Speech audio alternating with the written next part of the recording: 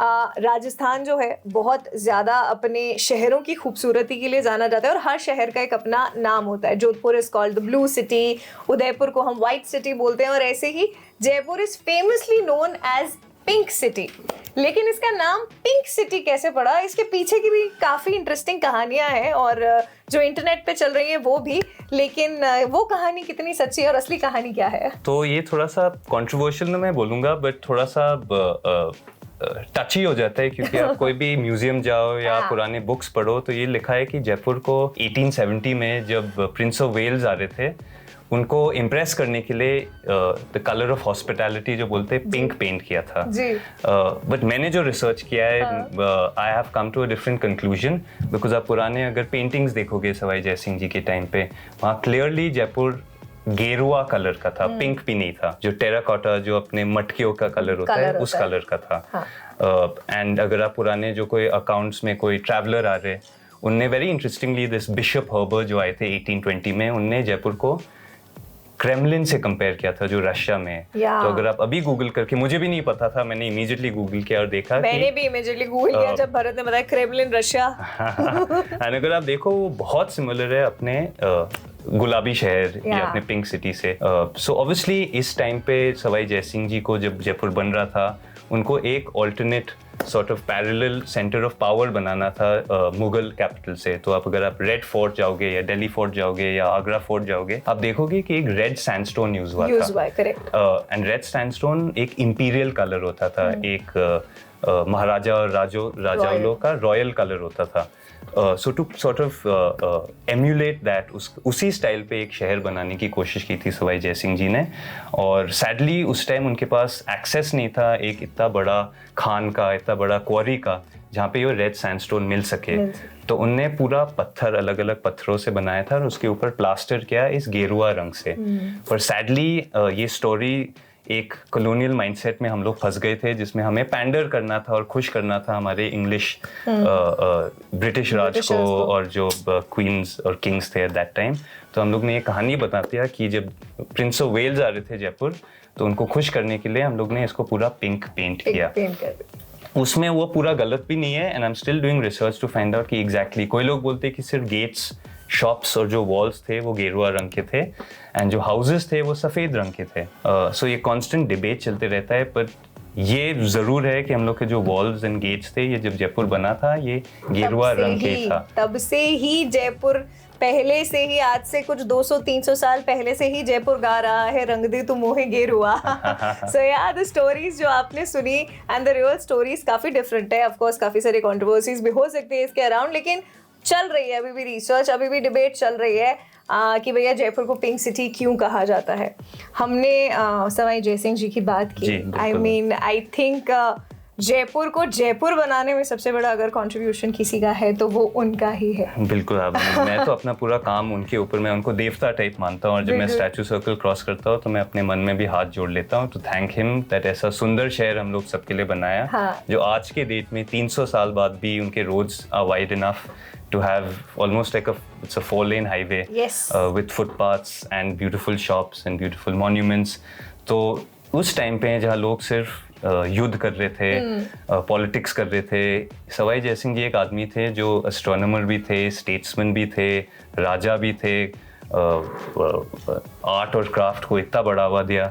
तो उनके वजह से आई थिंक आज की डेट में राजस्थान को कैपिटल भी डिक्लेयर करना पड़ा, क्योंकि उन्होंने ऐसा एक हब या सेंटर बनाया जो बाकी जो भी अपने प्रिंसली किंगडम्स थे या शहर थे उसको उससे बहुत ऊंचा लेवल में पहुंचा दिया। एंड उस वजह से मैं सवाई जयसिंह जी को, एंड you'll find कि बाकी जितने भी राजा महाराजा उनके स्टैचूज जो बने हुए आप उनको हमेशा घोड़े में देखोगे तलवार के साथ, पर सवाई जयसिंह जी के हाथ में एक पार्चमेंट, एक स्क्रोल है जिसमें अपने हिंदी न्यूमेरिकल्स दिखे, क्योंकि वो एक एस्ट्रोनॉमर भी थे। So he was so much more than just a ruler और founder of Jaipur. And interestingly Sawai Jaipur, और Jaipur is actually called Sawai Jaipur, not Jaipur. And strangely उनका जो सन थे सवाई माधोपुर, उनके नाम पे अभी भी लोग सवाई माधोपुर बोलते हैं, but Sawai Jaipur has been shorten to become Jaipur. पर आप पुराने डॉक्यूमेंट्स खोलोगे तो ये सवाई जयपुर है अपने शहर का नाम। So we owe a lot to this man. उन्होंने 5 ऑब्जर्वेटरीज या जंतर मंतर भी बनाए, जिसमें से एक अभी बचा हुआ है, which is in Jaipur luckily, क्योंकि उनके जो बच्चे थे उन लोग ने उसको रिस्टोर करते गए every generation. But I feel इस आदमी को हम लोग बहुत ओ करना चाहिए, and because of that we have a responsibility to take care of his city, उसको साफ रखने के लिए एंड उसको प्रोटेक्ट करने के लिए. सवाई जय सिंह जी, जिन्होंने युद्ध के साथ साथ इतना सारा डेवलपमेंट हमारे जयपुर में किया, और जयपुर आज अगर जयपुर है, and if we can proudly say that you know we have that UNESCO world heritage site का खिताब और tag, it is because of Sawai Jai Singh ji. Next time बहुत सारे लोग होंगे आई एम श्योर जो स्टैचू सर्कल से रोज़ गुजरते होंगे, स्टैचू सर्कल की कॉफ़ी रोज़ पीते होंगे, लेकिन कभी गौर करके आपने उस स्टैचू को नहीं देखा होगा. अगली बार जब आप स्टैचू सर्कल से निकलो तो गौर से देखना सवाई जय सिंह जी जो है उनके हाथ में एक स्क्रोल है और किस तरीके से वो स्टैचू बना हुआ है, which is also a very proud feeling for every Jaipurite. Jaipur के वाटर सिस्टम्स के बारे में ना मैंने बहुत सुना है कि हमारे जयपुर का जो वाटर सिस्टम है वो बहुत अच्छा हुआ करता था, इतनी सारी बावड़ियाँ और इतना वेल प्लान्ड था जी. क्या खास बात थी ऐसी उसकी और आज क्या हालत है? तो अब इनफैक्ट वाटर तो हमारे लिए बहुत ही इम्पोर्टेंट पार्ट था राजस्थान में, एंड सिटीज़ और कल्चर बेसिकली वाटर के अराउंड ही बना है. And the reason why Amber से जयपुर भी शिफ्ट हुए थे इज़ बिकॉज पॉपुलेशन इतना बढ़ रहा था आम्बेर में, पानी कम हो रहा था. So to make a place also like I said an alternate power based Sawai Jai Singh ji बनाना भी चाह रहे थे, but also water was a big factor, जिस वजह से उनको एक नया शहर बसाना पड़ा. And it was almost sophisticated and advanced to a level कि आप वेनिस या these big fancy cities which have these fancy channels of water और stuff, जयपुर उनको राइवल भी कर रहा था. जयपुर में ऑलमोस्ट 800 कुएं बने हुए थे, ऑलमोस्ट 20 स्टेपवेल शहर के अंदर थे, 50 से 60 स्टेपवेल्स आमेर को अगर आप गिनो, बावड़िया जिसको कहते हैं, वो बने हुए थे. बट सैडली आज के डेट में उस 800 में से ऑलमोस्ट 1 या 2 ही होंगे जो चालू है, बाकी सब आइदर हैव ड्राइड अप या कूड़ादान बन गया जहाँ लोग कचरा फेंकते. The stepwells have become dump yards and sewage points. तो मैं ये भी कोशिश कर रहा था कि धीरे धीरे हर बावड़ी के पास जाके उसको डॉक्यूमेंट करे, बिकॉज हम लोग यहाँ वैल्यू नहीं करे. बाहर से जब लोग आते, फॉरेन टूरिस्ट या ट्रैवलर्स आते, वो शौक हो जाते ये देखने के लिए कि बावड़िया कैसे वो अंडरग्राउंड टेम्पल्स या अंडरग्राउंड हवेलीज का नाम देते, बिकॉज उन सिर्फ इंडियन सब कॉन्टिनेंट में या हमारे देश में ऐसे वाटर मॉन्यूमेंट्स है, जो मैं वाटर मॉन्यूमेंट्स बोलता हूँ, because it's not a structure, it's इतने सुंदर कार्विंग्स और डिज़ाइन डिटेल्स और आर्किटेक्चरल डिटेल्स है इन स्ट्रक्चर्स में कि whether वो वाटर हो या नहीं हो, उसमें it can be preserved and protected as a monument. एक हमारे लिए एक इमारत है, एंड बहुत कुछ हम लोग सॉर्ट ऑफ कर सकते हैं उसमें in terms of commercial activities and opening it up to travellers and tourist and locals. तो बहुत जरूरी है हम लोग को to at least start recognising these stepwells. इन स्टेपवेल्स को, इन बावड़ियों को नहीं प्रोटेक्ट करोगे तो प्री वेडिंग शूट्स के लिए कहाँ जाओगे? सो वो जिम्मेदारी हमें ही लेनी होगी कि भैया हमारे जो वाटर सिस्टम्स हैं, बावड़ियाँ हैं, लाइक भरत मेंशन देवर 800 कुआस, 800 कुएं थे और आज सिर्फ अगर 1 और 2 बचे हुए हैं, तो यार ये शायद हमारे लिए सोचने वाली बात है कि कैसे हम वापस से उन कुओं को रिवाइव कर सकते हैं. And yes they are water monuments.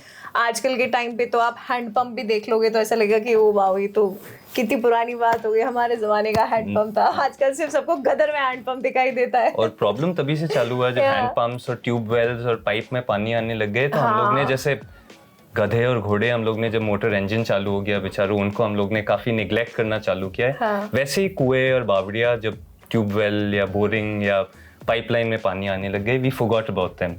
तो एक हम लोग को अब पानी प्रॉब्लम, अब आगे जाके फ्यूचर में जैसे पानी का प्रॉब्लम आने वाला है, ग्राउंड में पानी खत्म हो रहा है, तो इन ये मॉन्यूमेंट्स और ये वाटर कंजर्वेशन के सिस्टम्स जो थे, जो हमारे पुराने एंसेस्टर्स ने जैसे इतने सोफिस्टिकेटेड सिस्टम बनाए थे एक टाइम पे जहाँ पानी का खूब प्रॉब्लम और भी ज़्यादा होता था, तो हम लोग को उसी पाथ फॉलो करके थोड़ा सा we should start becoming more sensitive to it, is what I feel.